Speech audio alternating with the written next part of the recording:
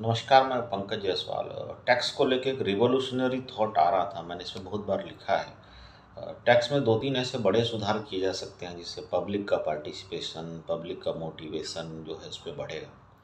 Tax को हम अंग्रेज़ों के ज़माने से, मुग़लों के ज़माने से एक बर्डन की तरफ हम लेते आए हैं। हमको लगता है कि जो है ये हमारे लिए बर्डन है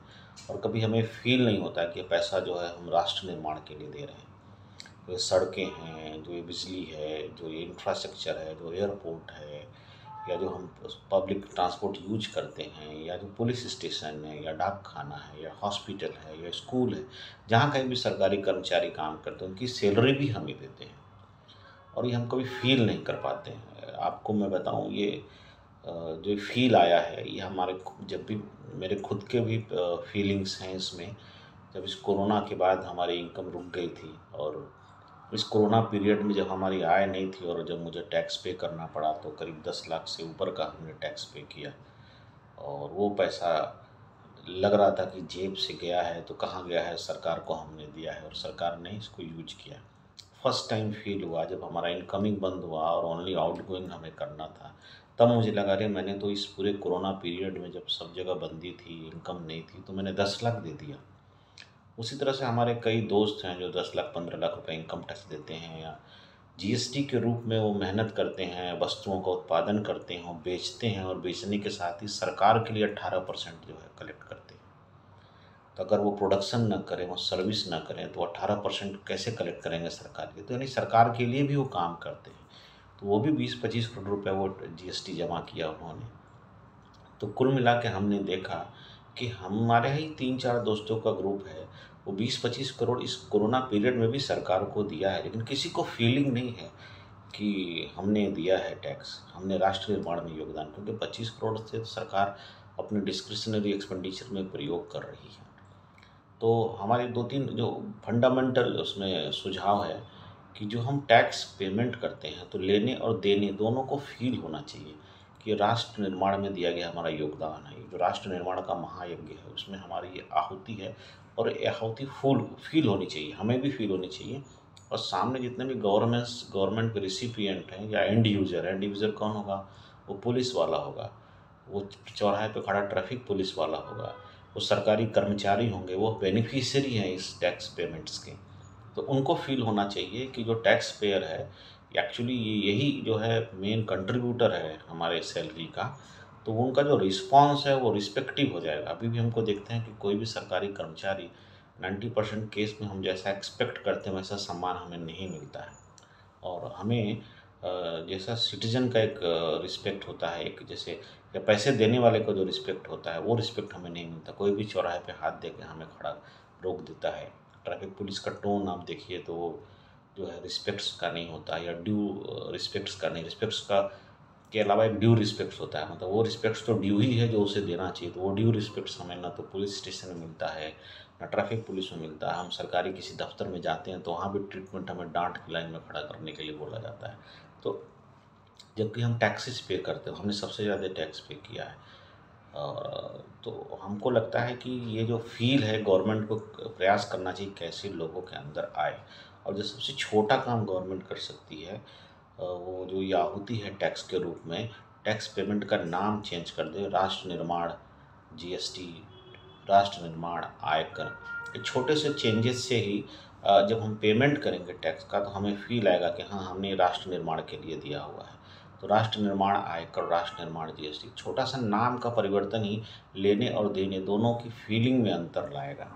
तो मेरा एक सुझाव है कि जहाँ कहीं भी टैक्स का पेमेंट आदमी ले रहा अगर वो पैसा राष्ट्र निर्माण के लिए हो, अगर क्या वो है ही, तो वहाँ उसका नाम बदल के राष्ट्र निर्माण आयकर और राष्ट्र निर्माण जीएसटी कर दें, तो लेने वालों को भी पता चल जाएगा कि अगले ने राष्ट्र निर्माण के लिए दिया है। दूसरी बात, जो हम पूरा टैक्स पेमेंट कर रहे हैं, जैसे एज ए पर्सन अगर हमने जीएसटी 10 लाख और 5 लाख का इनकम टैक्स भरा है, तो 15 लाख रुपए का एक हमको राष्ट्र निर्माण आहुति सर्टिफिकेट भी दे दिया जाए कि अगर कहीं कुछ होता है तो हम बताएं देखो हमने 15 लाख रुपए इस राष्ट्र के निर्माण में योगदान किया। It is not a tax. हमें अंग्रेज़ों के भाषा या मुग़लों की भाषा जो हम लगान के रूप में इसको लेते आए हैं उससे निकलना होगा और ये जानना होगा कि हम ये राष्ट्र निर्माण में पैसा दे रहे हैं और इसके लिए सिर्फ हमको ही नहीं, सरकार की तरफ से भी हमें एक प्रमाण पत्र मिलना चाहिए। It is not a tax चालान, ये हम कोई पेनल्टी नहीं भर रहे हैं, it's not a challan.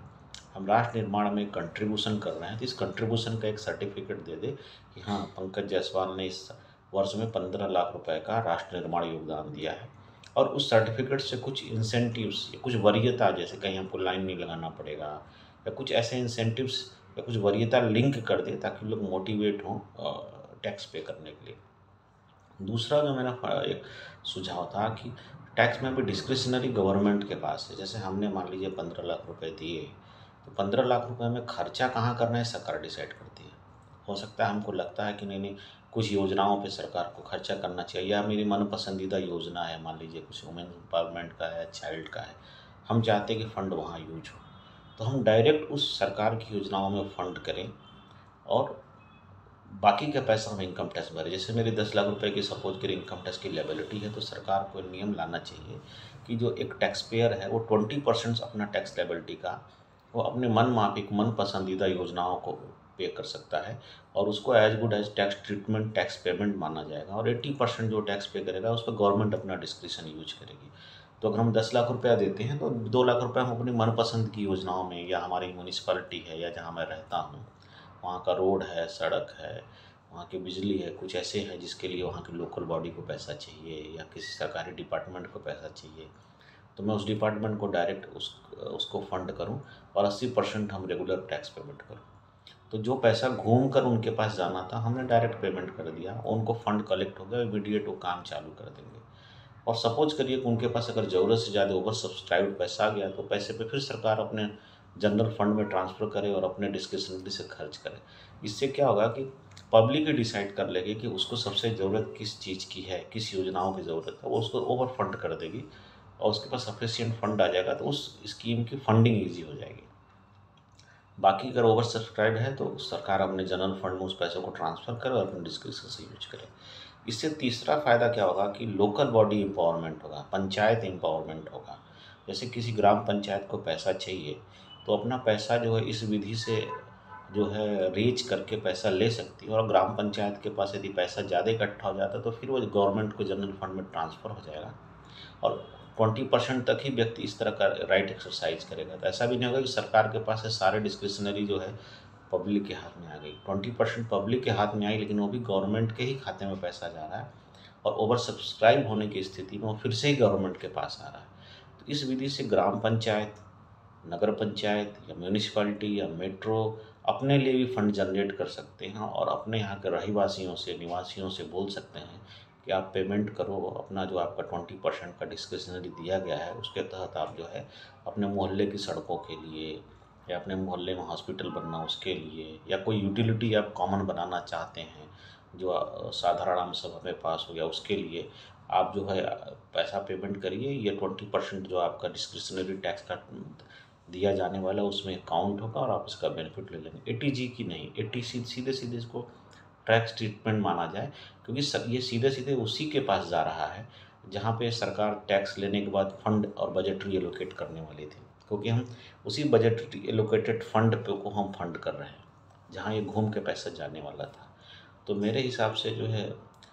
Tax discretionary right जो है 20% जो है पब्लिक को दे देना चाहिए। तो अगर ये दो सुधार अगर सरकार करती है तो टैक्स जो है मोटिवेटिंग हो जाएगा, लगान नहीं रहेगा और लगान की तरफ फील नहीं होगा और अंग्रेजों और मुगलों की मानसिकता के समय से जो टैक्स हमारे ऊपर एक बर्डन लगता है वो बर्डन भी नहीं लगेगा और हम जो सुओ मोटो खुशी खुशी टैक्स भरेंगे, हमें फील भी होगा, हमारे पास वो प्रमाण पत्र होगा तो हम कहीं भी दिखा सकते हैं कि देखिए इस देश के निर्माण में हमने 15 लाख, 20 लाख, 2 लाख, 1 लाख 50,000 रुपया दिया है, हम भी इस देश के निर्माण में भागीदार हैं। जो हम कर रहे हैं लेकिन रेखांकित और चिन्हित नहीं है। अगर हम ये रेखांकन और चिन्हित होने की प्रक्रिया सरकार के द्वारा प्राप्त कर लेते हैं तो हमारे अंदर भी स्वाभिमान आएगा, गर्व होगा, हमें संतोष होगा कि हमने जो है इस नेशन बिल्डिंग में हमने ये काम किया है और हमारा भी योगदान है। और जब हमको जिस दिन फील होगा कि नहीं नहीं वी आर द कंट्रीब्यूटर, तब हम जो है उस स्वाभिमान से, उस गर्व से, उस राइट से हम जो है उन सरकारी कर्मचारियों से, अधिकारियों से बात कर सकते हैं और उनको अकाउंटेबल बना सकते हैं कि कई मायनों में कई तरीके से सरकार, पब्लिक सिस्टम सबको जवाबदेह बनाएगा देश के प्रति, समाज के प्रति, लोगों के प्रति। तो मुझे लगता है कि टैक्स मोटिवेशन, इसको हम बोल सकते हैं कि टैक्स मोटिवेशन स्कीम के तहत अगर ये 2 काम कर दिए जाएँ, टैक्स पेमेंट का नाम चेंज कर दिया जाए और टैक्स का जो पेमेंट है उसमें डिस्क्रिशनरी राइट पब्लिक को भी कुछ दिया जाए कि अपनी मन पसंदीदा योजनाओं को फंड कर सके, तो टैक्स कलेक्शन में जो है बड़ा उछाल आएगा और टैक्स मोटिवेशन फैक्टर का एक बड़ा ही बढ़िया इंटरनेशनल एग्जाम्पल होगा।